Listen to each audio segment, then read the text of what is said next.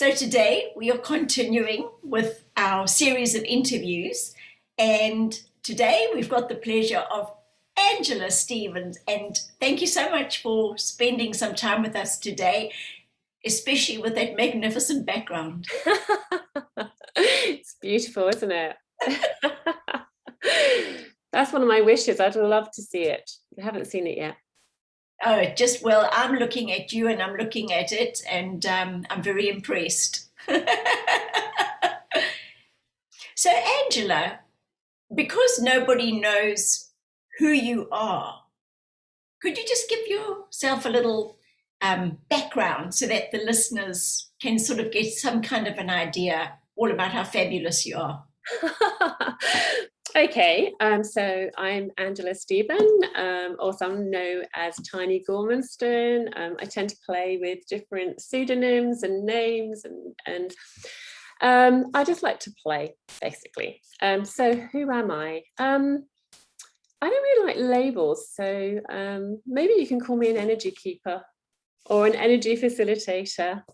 But a little bit about me is that I'm actually, my background has been very much scientific. So I've been in technology for many years, focused on science. And I suppose recently I've really recognized I needed to go within and understand the inner science. And so what I've been doing is I've been on a spiritual path, which is where I met the beautiful Jill. And maybe become a bit of a spiritual teacher. In my actual sort of work life, I'm now what you call a human-centered designer. So I spend a lot of my time working with energy with scientists and technologists. So when they forget their manners in terms of emotions, I bring them back into remembering that we're humans. So that's kind of me in a nutshell, I suppose. Really interested in technology, but also how do you apply the human factors to technology and the spiritual factors. But Angela, I think remembering a conversation we had, you actually did a presentation, didn't you, at Curtin University? What was that all about? Yeah, I did actually. So that was really, in the years of working in business, how do we bring in the human factors into corporate life? How do we deal with looking at things like process, but also recognize that the human factors are an important part of being in business? So I was talking to MBA students, and it was very much about how do we bring our authenticity and human into the workplace, and making sure that when they go out into the world to create businesses, that they think about culture first and foremost. So that's what my talk was about. Okay. And what was the response to that talk? That they've never heard anybody talk about emotions in business before. That it was actually refreshing for someone to come in and say, don't forget that you're human first, and that KPIs and profits are second.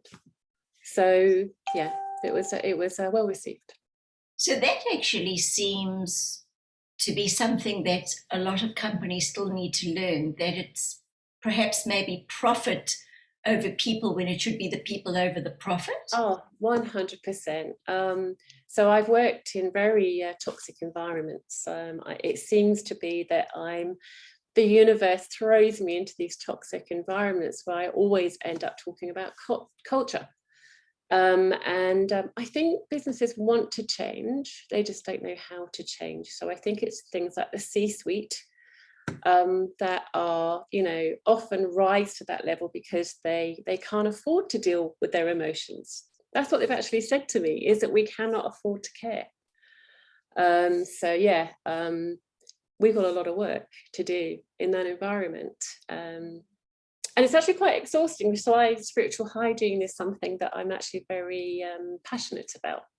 So going into a very toxic environment, talking about emotions, they don't want to hear it. And then this is what we started talking about the other day, and that's what really excited me, and that's why I wanted to get you on here, because I've actually never heard of the term spiritual hygiene. And it so excited me because I thought, wow, that is so spot on, especially after my talk about social engagement and manners and what Mhm. it's really all about. But Yeah. tell us about the spiritual hygiene and your take on that. Okay. So I run a spiritual development group, and so a lot of the sort of talks that I do in those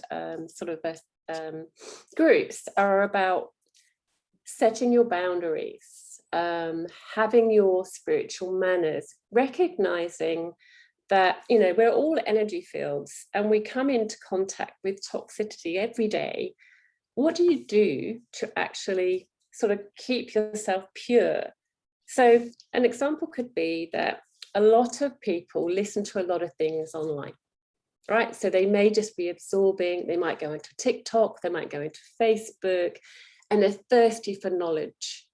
But what happens is if they're actually picking up information that is purely for that person alone that's talking about that, it could have a negative effect on them. You could end up finding yourself that people are arguing in the spiritual world. It feels like a competition. So spiritual hygiene is about how do we avoid almost having the fast food of spirituality, you know, just taking little snapshots of it, but not integrating it, and then recognizing I'm probably just trying to learn too much, but I'm not spending that time to breathe and integrate that knowledge. And it can be very confusing. So spiritual hygiene really is just, we need to empty the trash every now and again. We need to recognize that not only are we picking up wisdom, we're also picking up, you know, someone person's kind of trash, if we like. So that's what it's about. And then how do people put their boundaries up? Because some Mm, people don't like to offend others. no, they At don't. the same time, and I have been guilty of passing on information because it's intrigued me, but I've passed it on without even asking those people, would you actually care to receive this? Yes. So isn't that uh, an affront as such, almost like an assault, if you will? Yes, you can just ignore it, but I'm trying very hard now to just send something like an interesting documentary, say on Antarctica or Siberia or Machu Picchu or something more general, something that somebody can really absorb rather than vaccine, vaccine, vaccine. Because I've got to the stage now where I think I'm overloaded, quite frankly. Yes. So, so basically, I suppose it's about setting boundaries with your. So what are some things you can do with hygiene? So, for example, when you're first starting your spiritual journey, you're kind of thirsty for knowledge, aren't you? You're just like, you're looking everywhere for things. And then you as a person might think, oh my gosh, this is just so interesting. And we might just go blare, you know, to everybody that we know and love and think they'll be interested in it. But ultimately, that some wise person said to me, it's really knowledge that you personally find interesting. And maybe there's a conversation that you can have with people that say, look, do you want to get some information from me or don't you? Or so you could have that conversation. So I mean, we had that conversation personally, didn't we? Which has led to this spiritual hygiene conversation. I was saying, really appreciate what you sent there, but then I You am trying to did. avoid some things. Yeah, sorry, there was a delay. So it started the conversation, didn't it? In that I don't know much about that. Now, the first thing I thought was, I don't want to offend you, you know, and I think that's what we do, don't we? We don't want to offend people. But all I was really doing, and I do this a lot now when I teach spiritual boundaries, is say, I really appreciate you sending me that, but that's not something that I really resonate with. Thank you. And you know, it's having that kind of respect and authentic conversation with that person, not to be scared of it. And that's part of setting our boundaries as well, isn't it? So it's just learning how to communicate instead of always being people pleasers. Mm-hmm. Because once they've sent that to you, then you carry that. I remember years ago, I actually ended up blocking a friend on Facebook simply because she was an animal lover. And no, there's nothing wrong with being an animal lover, but she was sending me the most horrific, Yes. horrific images. And Mm-hmm. because I'm so visual, Mm-hmm. it was right in front of me. So I couldn't ever not unsee it. Yes. Yes. I get And it that. tore me apart. And Mm-hmm. I said to her, look, I love you dearly, but if you're going to keep on sending me these horrific images, I just can't cope. No. And so she chose to continue sending those images, which was her right to do whatever she felt she needed to do. But at the same time, the only way I could stop seeing them actually was to block. Yes. So there's a classic example of, I think she was disrespectful in continuing to do that when you actually had that conversation to say, this really upsets me. Now, I've been in the same situation. In fact, I came off of Facebook for that very reason. I could come in and there'd be a very graphic picture of something very cruel happening to an animal. And that would basically really sort of pollute my energy, because I would see this graphic image and I would be trying to continually keep a higher vibration. And I think when you're empathic, seeing a picture like that, that could ruin your day. You're very aware of it, but it's now in your vibration, isn't it? And it's not something that you'd planned for your day. So I think the thing with spiritual hygiene is we are what we see and what we watch and what we listen to, right? So if you're seeing those images, that's suddenly in your vibrational field, and that can take you away from a beautiful day that you are having. And I think what we should not be scared of is actually just stepping away and moving away from that. So your friend just feels like she needs to send that out, but what is she trying to achieve from that? That's the general thing, isn't it? What's she trying to achieve? I think what she feels is if you see how these animals are being treated, you are suddenly going to join the ranks of the anti cruelty. But what I've discovered, Ange, is that not everybody's here for the animals. You've got a certain amount for the animals, but then you've got somebody for the earth, then you've got somebody for the plants, then you've got somebody for the water, then you've got somebody for the humans. The Why Me movement, the Save the Children. So obviously we divided into many different areas in our lives, because if we all just focused on one thing, what would happen to all the others? So maybe there's a different way in engaging with people. Maybe it's education. I think it's education, but I think everybody also has to learn respect for their neighbour. I think it all goes back to respect ultimately. I mean, I think that's quite an assault, to put a picture like that up. That's actually being provocative, isn't it?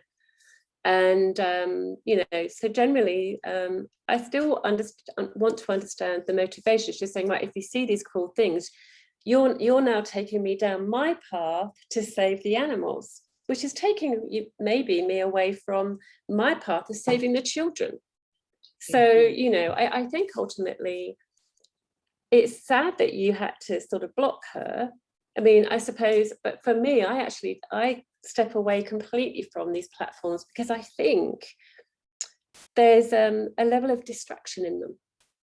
I think it's noise. I think something like that is noise, and it's noisy in my past. So we need to learn to, again, to go back to her, say, I don't really want to block you, but you're going to continue to do this. So is there another way we can communicate? Rather than just block, and say, right, that's it, I don't want anything to do with you. Could you have had the authentic conversation of, like, I don't like this, but, I still like to communicate with you? Yes, and I do now communicate on a different platform where I could just message her quietly. So the friendship is still there, So I found a way where we could make it work. Yeah, which is brilliant. I mean, I'll give you another example. On my spiritual development group on Sunday, I was talking about spiritual hygiene. So, you know, I was going around talking about, so what are the symptoms of poor spiritual hygiene, right? So, you know, what is it, right? So it could be the monkey chatter in your mind. You know, when you start worrying about your bills and you start worrying about, you know, the mortgage, and you start thinking, I had an interaction with someone and did I say the wrong thing? You know, and the left brain starts to really analyze, right? And we all do this. That is a symptom of poor spiritual hygiene. You've probably picked up something that doesn't belong to you, you know, and it's going round and round and round and round. Another thing is fatigue. So you may find, you know, you've had a great day, but you're starting to build up this fatigue debt. And I'll give you an example of that. I work a lot on Zoom. You know, I'm working with human-centeredness all the time. But if my boundaries aren't right and I don't do my daily spiritual hygiene practice, I start getting fatigued. And last weekend, I was laying on the floor wanting to cry every day.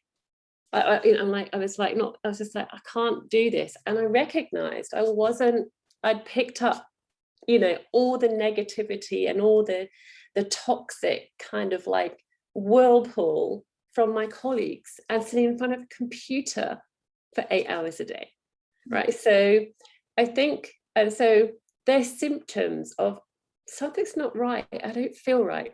Innately, I'm not feeling right.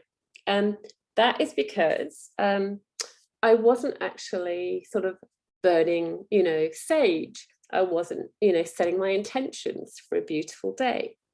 But we recognize when we're not ourselves. And that's a symptom of you starting to pick up negative energy. It's really good because yesterday Bex was just saying how moving her body, or anybody, if you actually move your body, it actually changes your vibration. Absolutely. That's another one, right? So there's main things, there's probably about 5 things I could say in practicing spiritual hygiene. I think one of the first ones is solitude, right? Is that every day we're surrounded by people's noise and pollution. You know, we're energetic fields, which is why I've got this in the background. We're all energy, aren't we? This is us. We're just all energy trying to flow. And what happens is we pick up static in our energy field. We pick up noise. It's like piece of spiritual trash that don't belong to us. And what we're trying to do is be pure. We're trying to get back to our pure energy form and say, I want to interact with you, but, you know, there's negativity I've picked up. You know, there's static on the line. Current's not flowing. So solitude is one of the first things, right? So nature obviously is the obvious thing, isn't it? But don't be scared of being alone, because I think you need to be able to reset yourself, you know, and meditating. I mean, so yeah, meditation is the second one, is really just start going within. Try to avoid that monkey chatter. As soon as you hear it, you know you need some solitude and some meditation, right? I know your ego is running the show as soon as you get that. But movement is the next one, right? So here's an example of what I do in my Zoom meetings. If I feel the meeting is becoming toxic, which it does in a corporate life, I actually literally do this. So I'm sitting in a meeting and then I just go like that. And I just leave the background. And then after a while, they notice that I've left. And it shocks them, you know, and then I'll come back and they'll go, where did you go? And I said, well, the energy was getting really toxic. So I just thought I'd just go. Now, I was telling my group about this and they said, well, isn't that rude? And I said, no, because I've stepped away from the toxic energy. You know, I could feel the energy rising and I wanted to protect myself. So I think you can move, but I moved, and often then I just go jump in the pool and come back, you know, dripping wet. and just going, no, I feel happy. So yeah, movement, absolutely 100% is so important. Well, water's a cleanser, so the pool's a good Yeah, well, shower will be another one, right? thing. But I think we have been taught to be polite, yet we'll sit there and listen to all of this negativity, and then people saying you should have done this, and time factors, and we, it's pressure, and you can feel it rising. I just walk away from it. It's the way that I do it. But in actual fact, people forget that they can do that. They do. And they're shocked when I do They it. have the right to actually walk away. And I think if somebody's being rude or aggressive, instead of reacting and talking and raising your voice in return, you can actually, because what's going to happen if you exit the room? All the oxygen is gone. There's nothing left to fuel the fire. No. It's a great thing to deal with teenagers too. Once they want, because they want the argument, they literally want that. A lot of people want to steal your energy, right? Because they want to be right. It's always about they want to be right. So if you just step away from it, it's just gone. Another very important part with movement is play. We need to be going back to being children as well. Every day, do something that makes you feel like a child. Because children have the purest energy, and we're still that, really. I mean, there's no concept of time. We're still that child. So part of spiritual hygiene is to play, because it resets your energy again. So it could be anything. Like last week, I was feeling, particularly drained, and I was going to an 80s hen party. So I dressed up as Madonna, and I put 80s music on. And I was jumping around, dressed up as Madonna to 80s music. And I just felt so alive. I was on my own. We need to do things like that. And it reminded me in my meeting, because like for me, this is every day. It's talking in Zoom meetings. I had my Madonna gloves on. And I had all my beads on, and I had my hands hidden. As soon as it started to get toxic, I just went, wah! I love it. Because we've got to be playful. We do. So, Ange, that just absolutely, I've just had that little aha moment. Often people tell each other, hey, lighten up.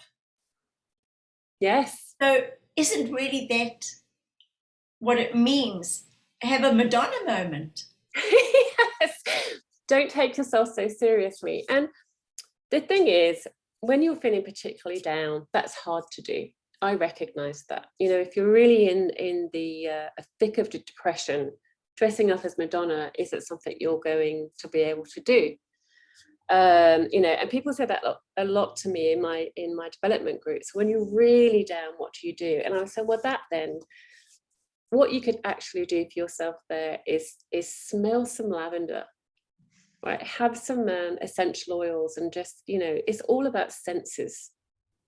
You can do that, and that will break the energy too. You'll just smell something beautiful, put some perfume on, right? It literally does, again, just shifts that energy slightly, and smells are a huge part of that. So there are tiny, tiny little things that you can do to break that energy, even if you're laying in bed, feeling like I really don't want to be near the world or listen to the world. Something as tiny as that, not a lot of effort, that certainly will start to uplift you slightly. That's so good. And I think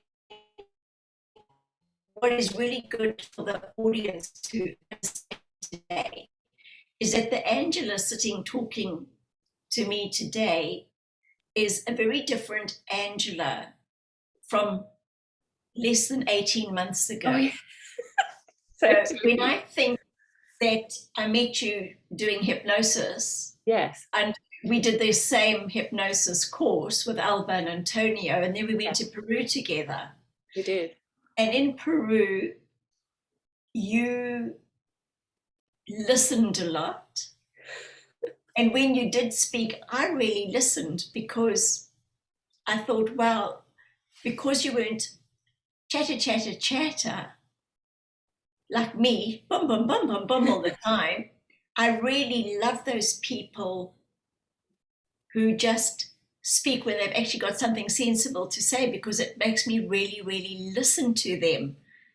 But I am listening to a very strong, grounded person today. I'm not saying that's not who you were before, but you didn't show us who you were before.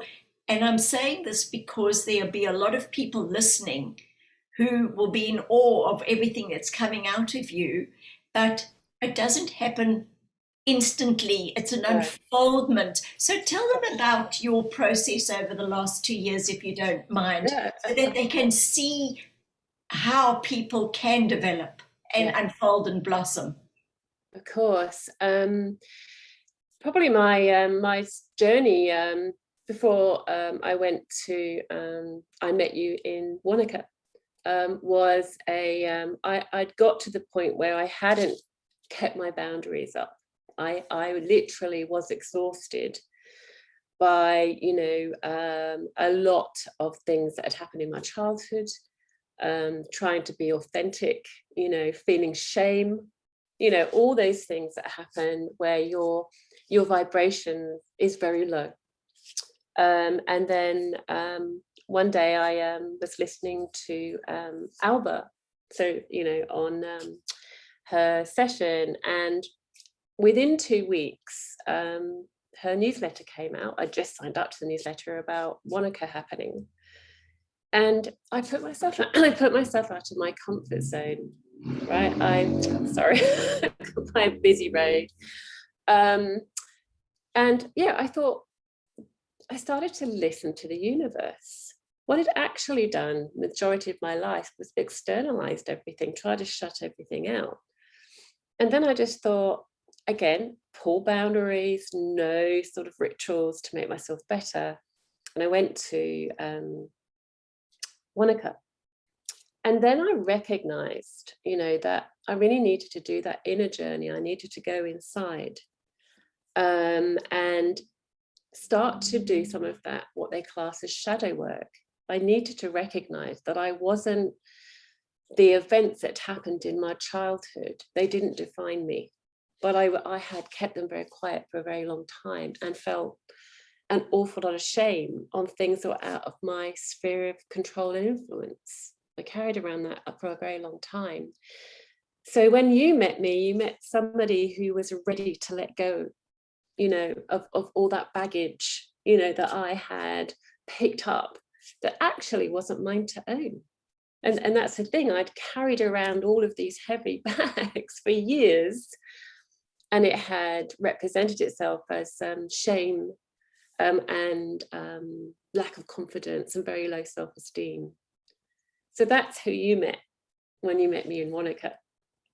I actually realized I needed to surrender and start to trust in the universe. So I have to thank that course. For me, not only did I meet like-minded people that are on a spiritual journey and I felt like I'd come home, I also started to step into my authenticity.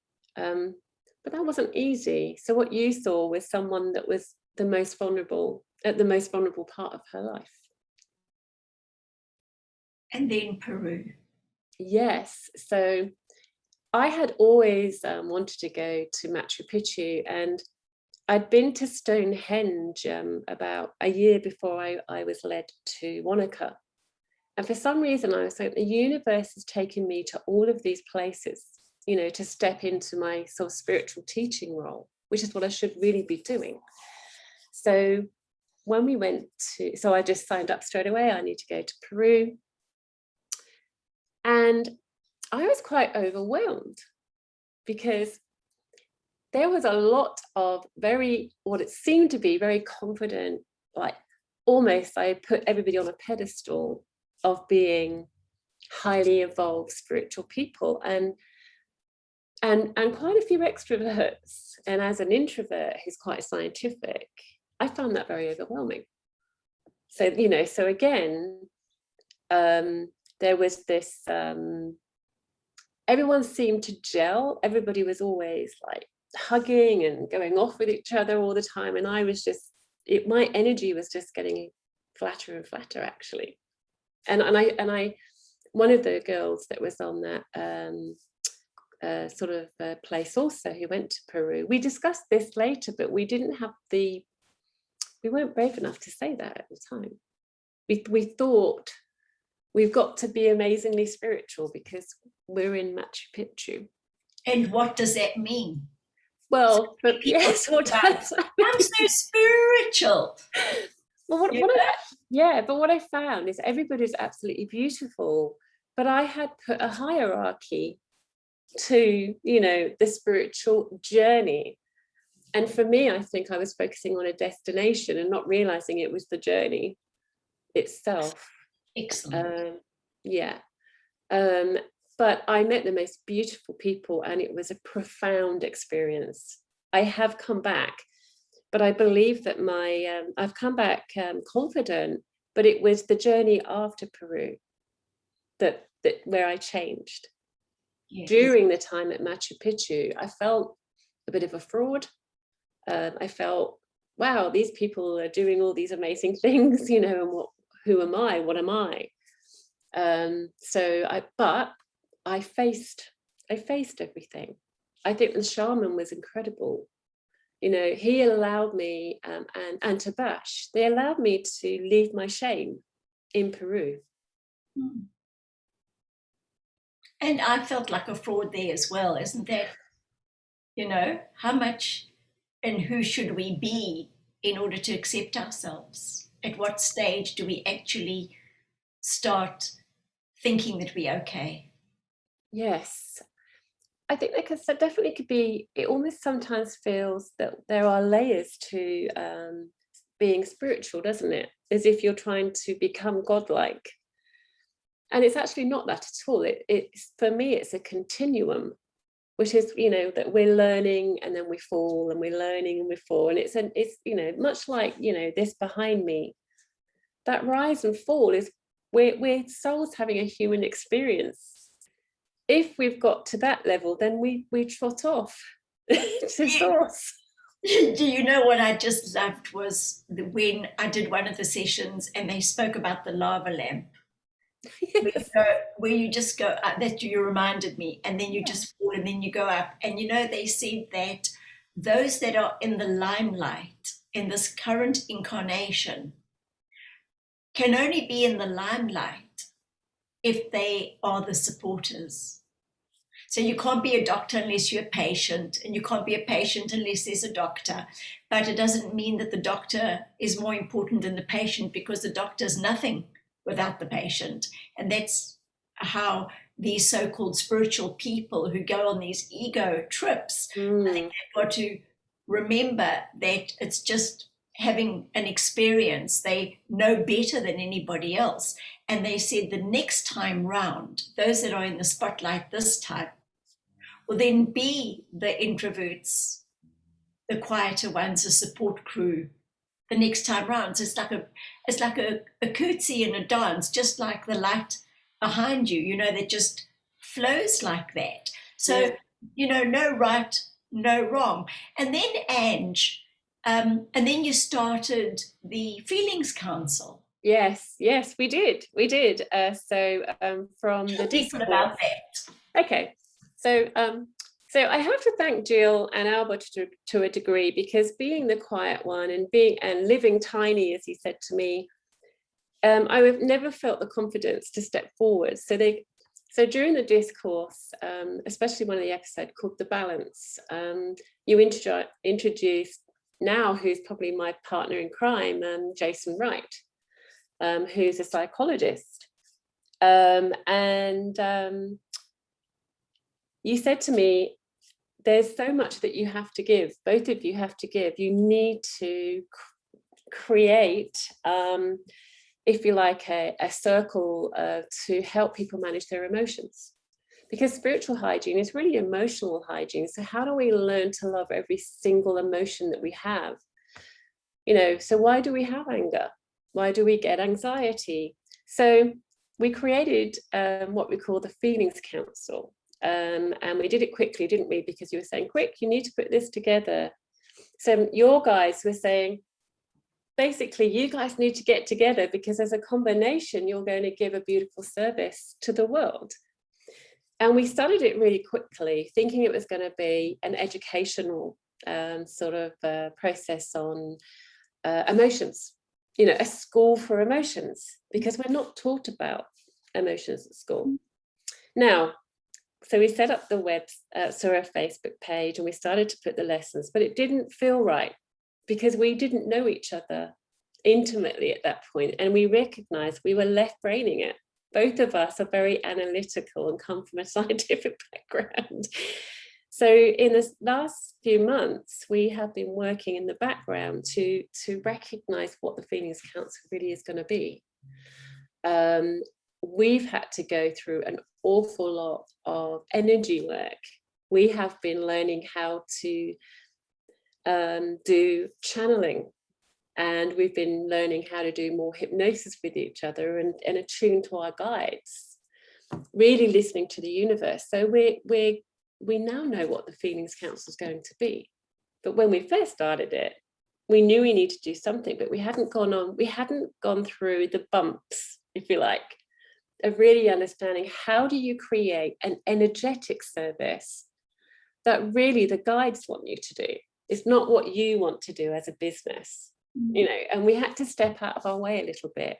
And we're coming back to a very different Feelings Council. But we both needed the confidence. We lacked it, right? We were thinking, oh, what we're going to do, and we were scared to come out as spiritual people. That's what it was. We're actually scared to say we're spiritual beings because we had a professional career to protect. There we go. So the fear of being ostracized and not accepted, and then forgetting in actual fact that you are spiritual. We are all actually spirits. Yes. We're just carrying around us spirituality in a meat suit. Yes. Well, we were programmed. And and so the more we let go, the more we started to find our energies rising. But the more our energy were rising, the more we would find some psychic attacks happening because they didn't want us to do it, right? And we had to learn how to deal with that, right? So the confident person you see today is through dealing with energy that didn't belong to me, recognizing what's this feeling. So and we're coming leaps and bounds on recognizing what that service should be. Watch this space, I suppose, because we're going to go back and elevate what that Feelings Council should be. And it's a lot of it is that really the energy keepers being the facilitators of protecting your energy, or emotional hygiene. So if I'm feeling very anxious, why am I? Does it actually belong to me? Is it something I've picked up from someone else's energy? So I'm now practicing, with real people in my spiritual development group, right? Because I didn't want to be online all the time. I wanted to test it on people that I could touch and feel. So the Feelings Council really is us trying to say, how do you deal with your emotions? How do you learn and embrace every one of those emotions? Because when you get your emotional hygiene sorted, you can start to vibrate at a higher level more often. So I like the way that you talk about an energy keeper, and then I changed it around to be the keeper of your energy. It's basically, yes. You are the one that has the key to your energy. Yes. You decide you open the door to this being. Yes. Whatever your name is, that you come with that label in this present incarnation or adventure. But you have the key that opens the door, just as if you open the door to visitors who come into your home. So Yes. this is your home and this is your spiritual home. Yes. So what are you opening in and what are you, you know, saying, yes, come on in? And it reminds me of when James, Jesus's brother, chatted to me and he said to me, who do you all invite in that you then have to uninvite? So Yes. stop and pause. Don't be reactive. Decide, do I actually want to open the door? Because Absolutely. once it's open, then what? It's like having a party, isn't it? So you've got you invite people, that suddenly you get your gate crashers. And you know, what do you do about that? And I think we've just been programmed to be polite or accept too much. And one of the strongest things you can do is to have very strong boundaries. If you look at the people like, you know, the Dalai Lama or anyone that's actually quite spiritual, they have such strong boundaries. They can say no. No isn't a sentence. Yet we feel bad, don't we, if someone comes to your door and you don't want them to come in because you know there's a toxic or negative energy. We could just say, no, you're not coming in. And that's what you need to learn. For me, when you start on your spiritual journey, it's almost like you let everything in. I certainly went down a lot of rabbit holes, you know, when I was starting this journey. I think we all do. Yeah, absolutely. But you have to, because then you learn to come back out the rabbit hole. I mean, Alice in Wonderland went down the rabbit hole and look at the amazing adventures she had.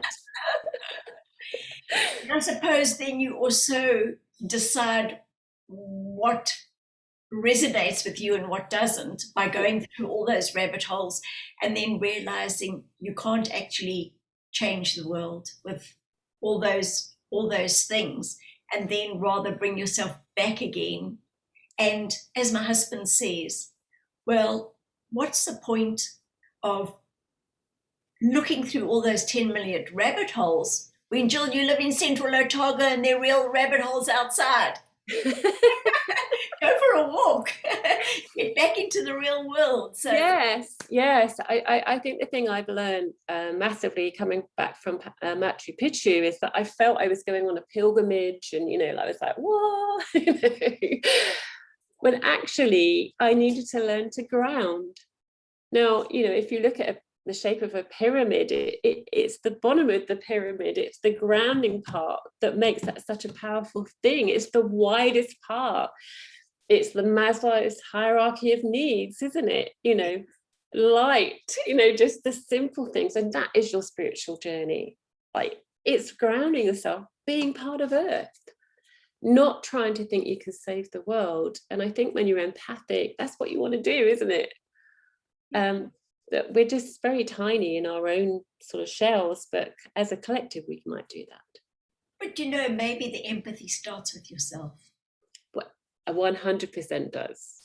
And that's the hardest thing, is that even as a mother, I have to recognize, I had to let go of my children's journeys, you know, and say, right, you need to concentrate on yourself and I need to concentrate on myself. And I have found magic happens there, which is why going back to having things like rituals and, you know, lighting incense and just shutting people's noise out is 100% made me a lot more confident in myself.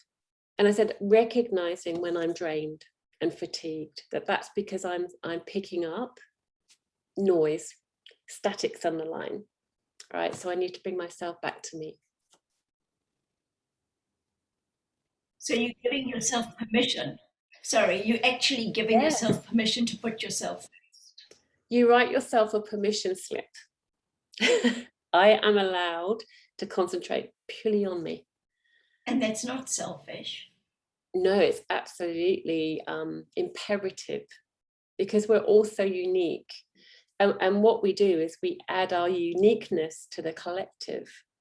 And if we're too busy trying to solve everyone else's problems, we're not really adding to the collective, are we? We're trying to help someone else's mission, when really we help the universe a lot more by becoming grounded and the most beautiful being that we can be. Then we can give to others. So maybe we need to speak to our family and our loved ones and our partners and say, this is what I need to be the best that I can be. What is it that you need to be the best that you can be? Because if we allow each other that space, then don't we come through? It's like having a good sleep. Suddenly you wake up and you're refreshed and you can get on and do things, as opposed to going to bed at 1 or 2 in the morning and waking up and then being short-tempered or whatever. So that, I mean, that's just a basic example. So it's just about being honest. Isn't that what authenticity actually is? It's authenticity. Yes, yes, yes, absolutely. In some respects, I want to change my group name to the authenticity group instead of the spiritual development group, because development sounds like there's a progression. Get to, yeah. And it's a continuum of being authentic, coming out as who you truly are, warts and all. I think that's the thing. And I think part of the Feelings Council, we want you to embrace the fact you have all of the emotions for a reason. We're very privileged to be in these meat suits and have emotions, because that's where we learn. That's why we came, for the emotions, because exactly. This is an emotional planet. Absolutely. Is it to learn to balance them as such? It is. Well, balance them as in, balance is everything, isn't it? But what does balance actually mean? I was talking to Jason actually this morning about the blood moon. So, we've got this super blood moon, that just happened and it's going to be happening in America. And, the arguments of should you online, or should you put your crystals out, or shouldn't you put your crystals out, and, oh no, definitely don't do it. Oh no, you must do it, and all. So for me, I said to him, isn't it about balance? So if you decide to put your crystals out, shouldn't they get the energy from whatever moon it is? Because you're going to it's going to get charged with something that you're going to learn from. So for me, why am I having this right or wrong, listening to people saying yes and no? I want to accept the shadow as much as I want to accept the light. So that, for me, that's what balance is. It's not being all light. It's accepting both. And Ange, something you've just said has just made me think about something, is why would we think that anyone else has the answers as to whether you put the crystals in or out, or don't even have them? I mean, yes, who cares? But it's distraction, Jill. So the malevolent forces create the divide, the yes or no, and that really distracts our energy. So if you start to see someone arguing, you need to step away, because that's power. That's a power struggle. Nobody has the right answer. You have your own answer. Only you do. And it's right for you. And your guides. Once you're going within and you're listening to your guides, you get the answers. You don't need to go externally. I mean, how do you get your answers, Anne? Sorry? How do you get your answers? I get my answers by trance. So I learned that meditation isn't just this. Going for a walk, sitting down the beach, just being quiet, really. Solitude is where I get my answers. And believing and creating imagination. You know, I thought when I first tried to get answers that it would be a very succinct, here you go, here's the answer. And it's the subtleties, isn't it, of where those answers actually really lie. If you learn how to look, they're there. And how to listen. So when you met me in Peru, I was listening. I was actively listening a lot. And some was amazing and some wasn't so amazing. But you also need to find your voice and not be scared to find your voice. Even you said to me, stop being so tiny. Oh, did I? You did. You did. Because I see you, Albert, and I'm like, oh my gosh, you know, look, they're doing amazing things. And you can't compare yourself, can you? That's the thing, is we've got to stop comparing ourselves as well. No, because I never think of myself as big. I always think, I wish I could make a difference. I just wish I could. Mm. And when people then say, oh, wow, this happened and that happened, I'm still shocked by that. So there's still so much that I want to achieve. And I'm not saying that I've got the answers, but all that I hear, I feel that I have to share. And you know, a friend of mine, she said, she's Polish, and she said, Jill, I've met this lady and she's Polish, and she's written a book and she says very similar stuff to you. So how come there are two books that have got very same stuff? And I said to her, because I might be coming out on a certain vibration, which will then resonate with people who are on that same vibration, and they will hear my message. But there are many that won't. All the other people that are supposed to go to her vibration will hear the message, and all the people that need to hear it in a different way will hear it from Angela. Yes. And the Michelle and the Bexes. So yeah. Angela's no better than Jill. Jill's no better than Deepak Chopra.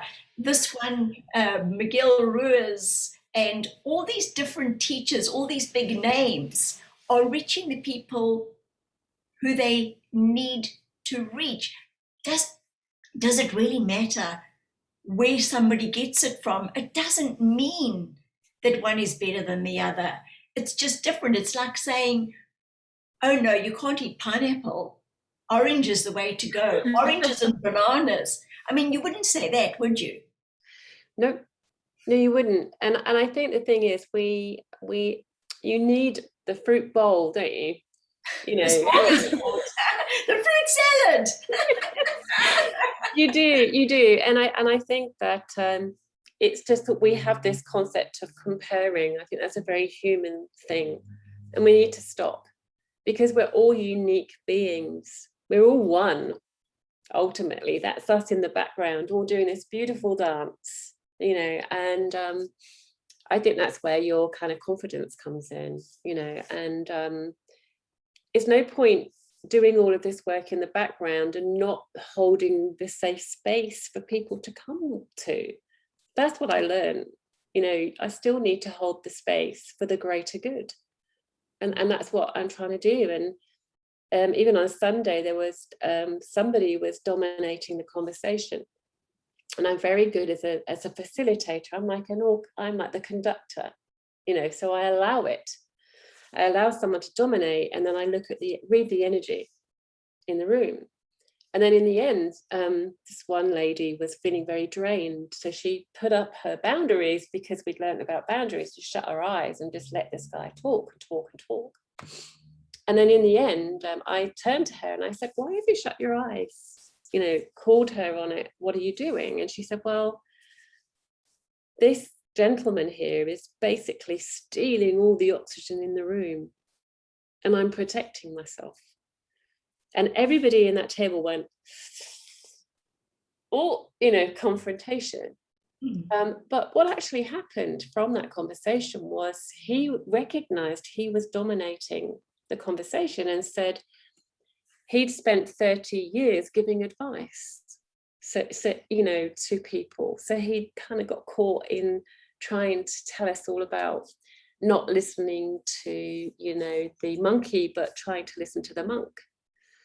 But it was like a broken record after a while, and he hadn't recognized. And I thought, wow, this is a safe space to practice the collective energy. And we all stopped and had a lunch together and had a beautiful conversation. But that felt like an awkward moment. But it actually was authentic and honest.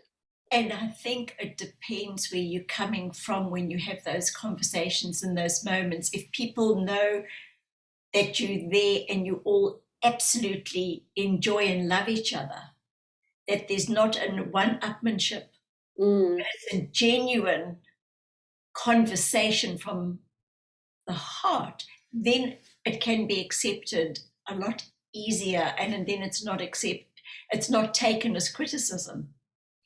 No. Fine line. It is, but I think we need more of those. The campfire conversations where you can be authentic, and if you step on someone's toes and you're out of step in your dance, you learn to go beyond it. You don't go away saying, oh my God, that guy was so annoying, or how rude was that woman shutting her eye. You don't do that. You deal with it there and then. And that's my biggest bugbear about life, is that people talk about other people behind their backs when those people are not there to defend themselves. What are they trying to do? Gather the troops. If they've got a problem with somebody, why don't they go and speak to that person? Because all they've been doing is putting that burden on someone else, and the person that's hearing is only hearing one side of the story. So you can't base your decisions or your ideas on half a story. No, you can't. And I think basically every time that you speak ill about someone, that goes back into the universe, that all the good work that you've done, the minute you start like talking about that person or being negative about that person, that's your ego. And then you're taking all of that great work and putting that, and like, if you like, taking that water out of the glass, that you put in that was great. So you've got to be careful. I know that we're human and we all like a little bit of a gossip now and again, but you've got to recognize that's not good for the universe. Why are you doing it?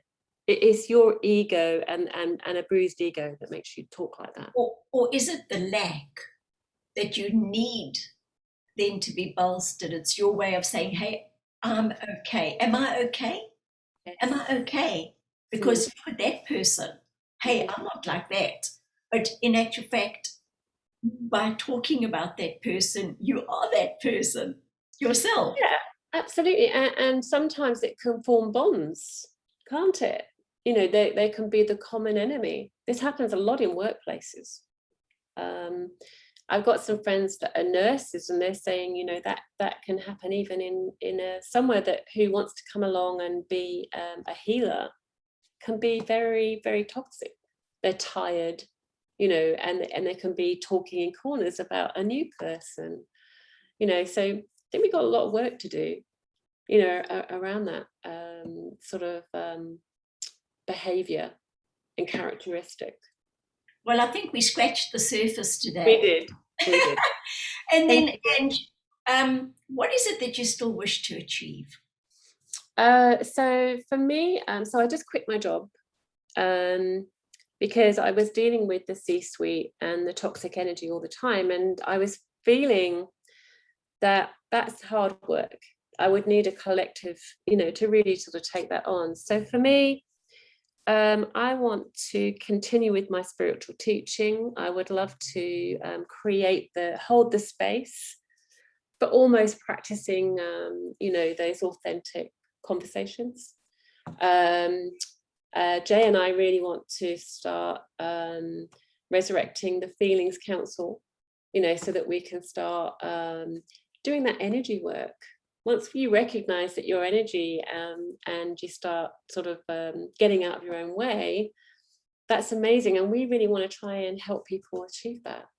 So that's what's next for me, is to work part-time perhaps in my human-centered work, and spend the other time doing the spiritual teaching and providing the safe spaces, you know, for people to learn how to keep their energy as pure as they can. So those people that wish to learn from you, how do they contact you? Well, at the moment they can't, because, you know, we're just working on our website, and also, but we do have the Feelings Council site, but it has been a little bit dormant for a while, so we're resurrecting that now. So can you let them know how that council is spelt? Because you've got a council and a council. Yeah, you do. So it's a council as if it was a collective wisdom. So so it's Feelings Council, as in COUNSEL, as in a council. So and it's the Feelings Council is all one word. But maybe we can put a link to that. No, But, I'm not that technical. So is it called the Feelings Council? Yes, well, I think it's actually just called Feelings Council, but I'll have to have a look. Okay, so Feelings Council, and they can find that on Facebook, and then they can just search for it. But as I said, we're resurrecting it, so they'll find that it's been dormant for a little while. But you know, we are coming back with how we would actually like to run that. So watch this space, I suppose. It's also, I think also the link to it is in the one in the discourse, I Am Freedom. Oh, that session, I Am Freedom. Yes, because that's where we evolve from, the session I Am Freedom. And that's what we've got to remember. Yes. We are free, so that's why we can close the door and set our boundaries. And that's why we had this discussion today about spiritual hygiene. Yes, we did. So, Ange, is there anything you would like to say in closing at all? Any special little bit of advice that you would like to give all the people who may be struggling?